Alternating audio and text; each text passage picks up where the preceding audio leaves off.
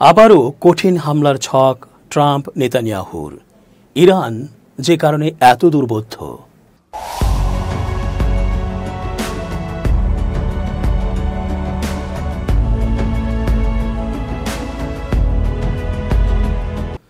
আসসালামু আলাইকুম প্রিয় দর্শক, আমন্ত্রণ আজকের আলোচনায়। চেঞ্জ টিভির আন্তর্জাতিক চোখ অনুষ্ঠানে এস জে রতন স্বাগত জানাচ্ছি। ইসরায়েল আমেরিকার কাছে ইরান এক দুর্বোধ্য রাষ্ট্র।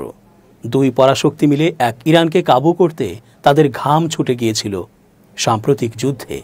এখন তারা পরাজয়ের গ্লানি মুছতে বা মানুষের সমালোচনা আর অপমান সইতে না পেরে হুমকি দিচ্ছে, বলছে আবারও কঠিন এক হামলা চালাবে ওই দুই দেশ মিলে ইরানের ওপর। আসলে সেই সক্ষমতা তাদের থাকলেও নানা ভূ রাজনৈতিক কারণে তারা তা কখনোই পারবে না। পারলে ইতোমধ্যে ঘটে যাওয়া যুদ্ধে ইরাকের মতো অবস্থা করে ছাড়ত ওই দুই দেশ মিলে। আমেরিকা জানে ইতোমধ্যে ইসরায়েলের পক্ষ নেয়ার কারণে বৈশ্বিক গ্রহণযোগ্যতা তাদের কমে গেছে। এর মধ্যে যুদ্ধ নিয়ে, বিশেষ করে ইরানের সাথে যুদ্ধ নিয়ে বেশি বাড়াবাড়ি করলে আমেরিকার নিভু নিভু যতটা মোড়লগিরি অবশিষ্ট আছে তাও হাতছাড়া হয়ে যাবে এবং অন্য অক্ষে চলে যাবে বিশ্বের নিয়ন্ত্রণ ব্যবস্থা। তাই মাঝে মাঝে অনুচ্চ স্বরে কথা বলে ওঠে ট্রাম্প ও নেতানিয়াহু। ইরানের 3টি পারমাণবিক স্থাপনায় মার্কিন হামলায় শুধু একটি কেন্দ্রের উল্লেখযোগ্য ক্ষতি হয়েছে বলে একটি নতুন গোয়েন্দা মূল্যায়ন বেরিয়ে এসেছে।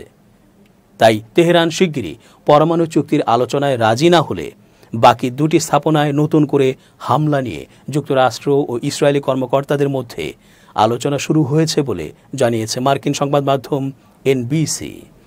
বৃহস্পতিবার 17 জুলাই এনবিসির বরাত দিয়ে এক প্রতিবেদনে ইসরায়েলি সংবাদ মাধ্যম টাইমস অব ইসরায়েল জানায়, মার্কিন বর্তমান ও সাবেক কর্মকর্তাদের বরাত দিয়ে এনবিসি জানিয়েছে ওই হামলায় ক্ষয়ক্ষতি নিয়ে ভিন্ন ভিন্ন বক্তব্য দিয়েছেন মার্কিন কর্মকর্তারা। এখন নতুন একটি মূল্যায়নে দেখা গেছে যুক্তরাষ্ট্রের হামলায় ইরানের 3টি লক্ষ্যবস্তুর মধ্যে একটি পারমাণবিক স্থাপনা ধ্বংস হয়েছে।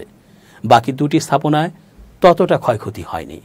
এনবিসির প্রতিবেদনে আরও বলা হয়, গত মাসে যুক্তরাষ্ট্রের হামলায় ইরানের ফোর্দো পারমাণবিক স্থাপনায় ইউরেনিয়াম সমৃদ্ধকরণ কার্যক্রম প্রায় 2 বছর পিছিয়ে দেওয়া হয়েছে।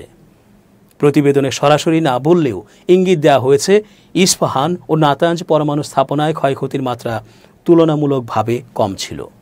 মার্কিন কর্মকর্তাদের ধারণা, ইরান কয়েক মাসের মধ্যেই এসব স্থাপনায় কার্যক্রম পুনরায় চালু করতে সক্ষম হতে পারে।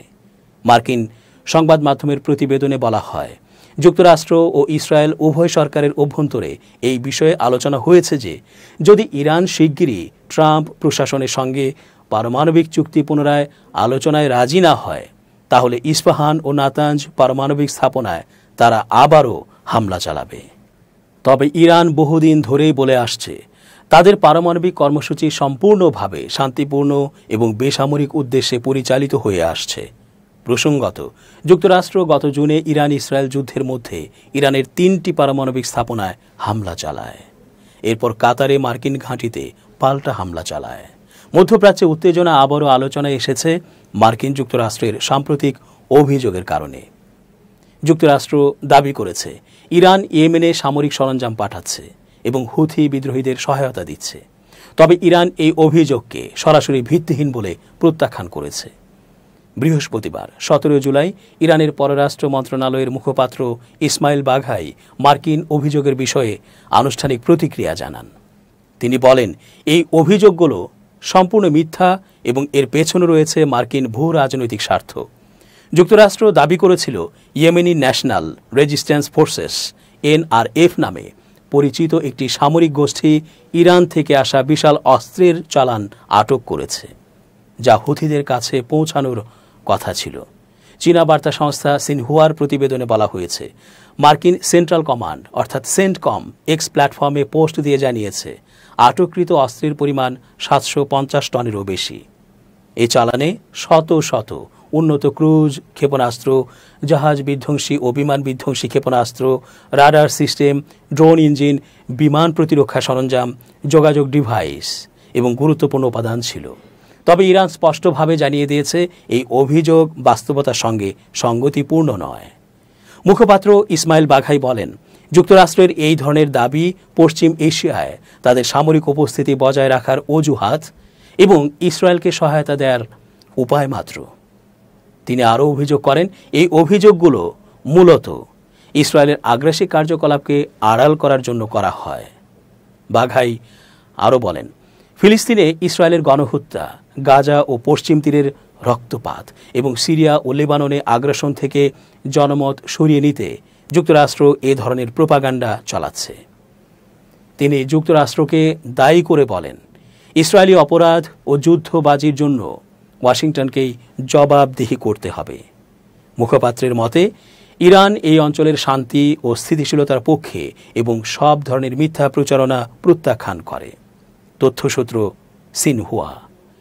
ইরানের এক হামলায় ইসরায়েলের ৩০ পাইলট নিহত হয়েছেন। ইরাকে নিযুক্ত ইরানের সাবেক রাষ্ট্রদূত হাসান কাজেমি কুমি এক টেলিভিশন সাক্ষাৎকারে এ তথ্য জানিয়েছেন। তিনি বলেছেন, ইরান ইসরায়েল ১২ দিনের যুদ্ধে ইরানের একটি পাল্টা হামলায় ৩০ জন ইসরায়েলি বৈমানিক নিহত হয়েছেন। তিনি একে ইসরায়েলি শাসন ব্যবস্থার জন্য একটি বড় ধাক্কা বলে অভিহিত করেন। খবর ইরানি বার্তা সংস্থা মেহের নিউজের।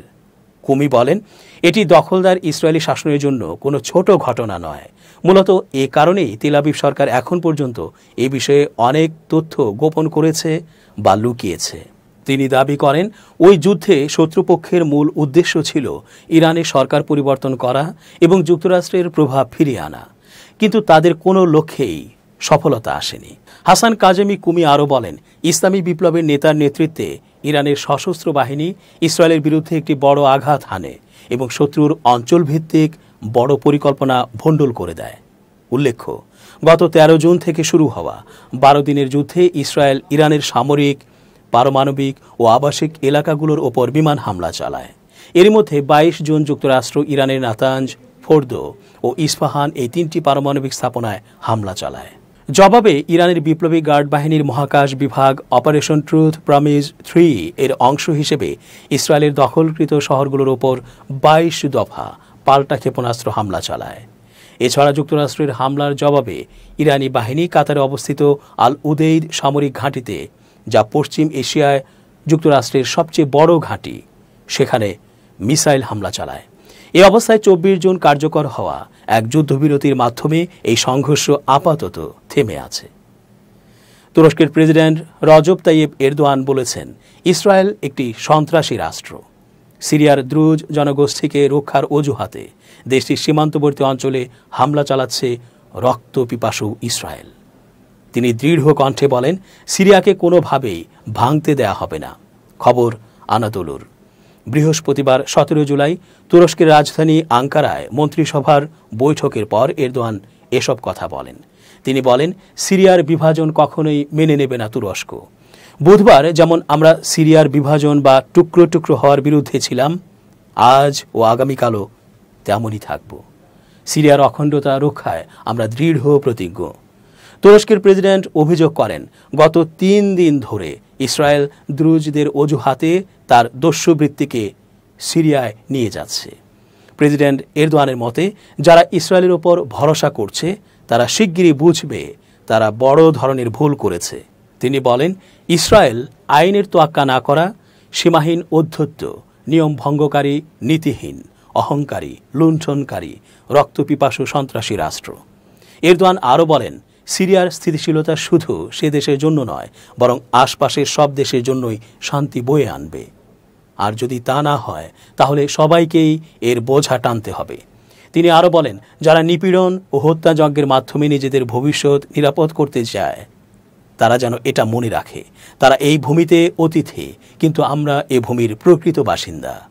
এরদোয়ান জানান, তুরস্ক সিরিয়ার পরিস্থিতি নিবিড়ভাবে পর্যবেক্ষণ করছে এবং সংশ্লিষ্ট দেশগুলোর সঙ্গে যোগাযোগ রেখেই চলবে। প্রেসিডেন্ট এরদোয়ান বলেন, সিরিয়ার ভৌগোলিক অখণ্ডতা, জাতীয় ঐক্য, একক রাষ্ট্র কাঠামো এবং বহু সাংস্কৃতিক পরিচয় রক্ষা করাই তুরস্কের মূলনীতি। তিনি জোর দিয়ে বলেন, আমরা সম্মানজনক পররাষ্ট্রনীতি, শান্তিপূর্ণ উদ্যোগ ও কূটনৈতিক প্রয়াসের মাধ্যমে সব সময় শান্তির পক্ষে আছি। আমরা কারো বিরুদ্ধে বিদ্বেষ, ঈর্ষা বা শত্রুতা পোষণ করি না। কারো অধিকার, আইন বা সার্বভৌমত্বে হস্তক্ষেপ করি না। আমরা শুধু শান্তি চাই। ইসরায়েলের প্রধানমন্ত্রী বেনিয়ামিন নেতানিয়াহু বড় রাজনৈতিক চাপে পড়েছেন। অতি অর্থোডক্স ইহুদি দল শাস পার্টি সরকারের জোট ছেড়ে দেয় সংসদ নেসেটে সংখ্যাগরিষ্ঠতা হারিয়েছে নেতানিয়াহুর সরকার। খবর আল জাজিরার। বুধবার 16 জুলাই শাস পার্টি এক বিবৃতিতে জানায়, অতি অর্থোডক্স সম্প্রদায়ের শিক্ষার্থীদের জন্য সেনাবাহিনীতে বাধ্যতামূলক নিয়োগ নিয়ে দীর্ঘ বিরোধের জেরেই তারা জোট ছেড়েছে। এর আগে চলতি সপ্তাহের শুরুতেই আরেকটি অতি অর্থোডক্স দলও নেতানিয়াহুর জোট ছেড়ে দেয়। ফলে এখন নেতানিয়াহু কার্যত একটি সংখ্যালঘু সরকার পরিচালনা করছেন, যা তার প্রশাসনের জন্য নতুন চ্যালেঞ্জ তৈরি করেছে। ইসরায়েলের সকল নাগরিকের জন্য সামরিক সেবা বাধ্যতামূলক হলেও অতি অর্থোডক্স সম্প্রদায় দীর্ঘদিন ধরে এর বিরোধিতা করে আসছে। ধর্মীয় শিক্ষা ও জীবনযাপনের যুক্তি দেখিয়ে তারা এই নিয়ম থেকে অব্যাহতি দাবি করে আসছে। শাস পার্টি জানিয়েছে, তারা সরকারের পতনের জন্য সরাসরি কাজ করবে না, তবে সরকারের সঙ্গে নির্দিষ্ট কয়েকটি আইন প্রণয়নে সমর্থন দিয়ে যাবে। শাস পার্টির এই পদক্ষেপের পর ইসরায়েলের বিরোধী দলের এক নেতা এক ভিডিও বার্তায় বলেছেন, নেতানিয়াহু এখন অবৈধ সংখ্যাগরিষ্ঠতা হারানো সরকার চালাচ্ছেন। তার দাবি, এই সরকার আর গাজা যুদ্ধ বা সৌদি সিরিয়া ইস্যুতে কোনো গুরুত্বপূর্ণ সিদ্ধান্ত নিতে পারবে না। বিশ্লেষকরা বলছেন, শাস পার্টির জোট ত্যাগ নেতানিয়াহুর জন্য বড় ধাক্কা হলেও সরকার এখনই পড়ে যাচ্ছে না। তবে সংসদে সংখ্যাগরিষ্ঠতা না থাকায় আইন প্রণয়ন ও নীতি নির্ধারণের কাজ কঠিন হয়ে যাবে। দর্শক, আজ এই পর্যন্তই। শুভকামনা। change tv.press এক ফোঁটা হলুদ নেই।